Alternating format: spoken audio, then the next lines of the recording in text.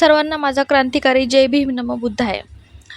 नसरापूर पर्वती, मुळशी आणि आता थेऊरमधील घटनेनं पुन्हा पुणे हादरलं आहे.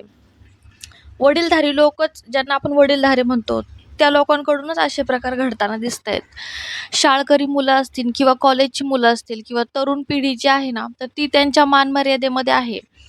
मला तर असं वाटतंय की सध्याची जी पिढी आहे ती चांगली आहे. त्यांचे इतकी वासनाधीन झालेली नाहीये. पण वडीलधारी, ज्यांना आपण म्हणतो ना, थोरा मोठ्यांचा मान पण ठेवायचा, ते मोठे लोकच आता ते इतके पिसाळल्यासारखे करायला लागलेत ना, की काय सांगायचं. त्यांना लहान मुलं काय स्वतःच्या नातीसारखे आहे का लेकीसारखे आहे ना, ते एवढं सुद्धा त्यांच्या डोळ्यांमध्ये काही इज्जत आबरू राहिलेली नाहीये. मुलांना आपण शिकवतो की मोठ्यांचा आदर करा, मोठ्यांचा मानपण ठेवा, पण आता मुलांना उद्धटपणा शिकवायची वेळ आलेली आहे, मला असं वाटते. कारण हे थोर मोठे लोक जे आहेत ना, ज्यांना आपण वडीलधारे म्हणतो, ते त्या लायकीचेच राहिलेले नाहीयेत.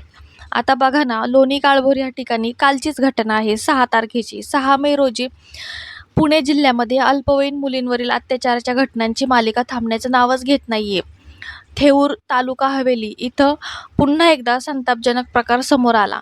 अवघ्या 6 वर्षांच्या चिमुकलीवरती अत्याचार करण्याचा प्रयत्न घडल्याची धक्कादायक घटना मंगळवारी रात्री घडली. या प्रकरणी लोणी काळभोर पोलिसांनी तातडीने कारवाई करत आरोपीला अटक केली. श्रीधर लिंबाची कांबळे, वय 46, भीमनगर, थेऊर असे अटक करण्यात आलेल्या आरोपीचे नाव आहे. या प्रकरणी पीडित मुलीच्या आईने लोणी काळभोर पोलीस ठाण्यामध्ये फिर्याद दिली की मिळालेल्या माहितीनुसार पीडित चिमुकली उन्हाळ्याच्या सुट्टीमध्ये आजोबांकडे राहण्यासाठी आली होती. ह्याच संधीचा गैरफायदा घेत आरोपीने तिच्याशी अयोग्य वर्तन करत अत्याचाराचा प्रयत्न केला. मात्र मुलीच्या आरडाओरडीमुळे शेजाऱ्यांना प्रकार लक्षात येताच त्यांनी तत्काळ घटनास्थळी धाव घेत मुलीची सुटका केली. यानंतरनं नागरिकांनी तत्काळ लोणी काळभोर पोलीस ठाण्यामध्ये धाव घेत आरोपीविरुद्ध तक्रार दाखल केली. पोलिसांनीही कोणतीही दिरंगाई न करता आरोपीविरुद्ध पॉक्सो कायद्याअंतर्गत गुन्हा नोंदवून त्याला ताब्यात घेतला आहे. न्यायालयामध्ये हजर केल्यानंतर आरोपीला न्यायालयीन कोठडी सुनावण्यात आल्याची माहिती मिळत आहे. आता तुम्हीच सांगा, 46 वर्षांचा माणूस जर 6 वर्षांच्या मुलीवरती जर वाईट नजर ठेवत असेल, काय त्या 6 वर्षाच्या मुलीला काय समजते? काही सुद्धा कळत नाही. ते बाळच आहे ना छोटंसं.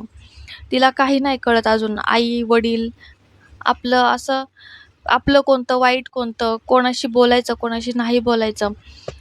तर ह्या असे लोक जे आहेत ना समाजामध्ये आजूबाजूला राहणारे, तर हे नराधम पहिले ठेचून काढले पाहिजेत.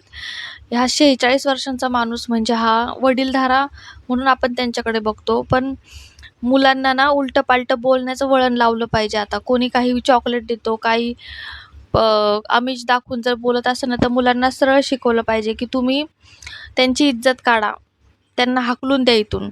कारण मुलं साधी भोळी ह्यांच्या अशा भुरळीला बळी पडतात आणि चॉकलेटच्या किंवा काहीही आमिष दाखवून हे लोक त्यांचा गैरफायदा घेण्याचा, शक्यतो मुलींचा गैरफायदा घेण्याचा प्रकार घडत आहे. कृपया करून आपल्या मुलींकडे, मुलाबाळांकडे लक्ष द्या आणि असे जर प्रवृत्ती तुमच्या आजूबाजूला असतील तर त्यांच्यावरती बारीक नजर ठेवा. कारण एका आठवड्यामध्ये ही 3री घटना आहे. खूप वातावरण खूप बिघडले समाजातलं. का असे करायला लागलेत काय माहिती लोक? का ह्यांना त्यामध्ये मुलीबाळे आहेत, लेकीबाळे आहेत. आपण शिवाजी महाराजांच्या महाराष्ट्रामध्ये राहतो, फुले शाहू आंबेडकरवादी विचारांच्या महाराष्ट्रामध्ये राहतो. आपले विचार असे नसले पाहिजेत. माता रमाई, माता सावित्रीबाई फुले, माता जिजाऊचे संस्कार आपल्यावरती आहेत. आता जर महाराज असते तर त्यांनी मुलींच्या हातामध्ये शस्त्र दिले असते, की मुलींना शस्त्र बाळगण्याची परवानगी दिली असती, मुलींना शस्त्र चालवण्याचे प्रशिक्षण दिले असते, जेणेकरून त्या स्वतःचं संरक्षण करू शकतील. पण हे नराधम लहान लहान मुलींना टार्गेट करतायत, की त्यांना माहिती आहे की ही काहीही करू शकत नाही, हिची ताकद किंवा ह्या बाळाची ताकद आपल्या पुढे कमी पडते. तर या असल्या नालायक प्रवृत्तींना वेळीच ठेचून काढलं पाहिजे. तरी ह्या व्हिडिओच्या माध्यमातून मला एवढंच सांगायचं की कृपया करून आपल्या मुलींवरती लक्ष ठेवा, काळजी घ्या. जय भीम नमो बुद्धाय.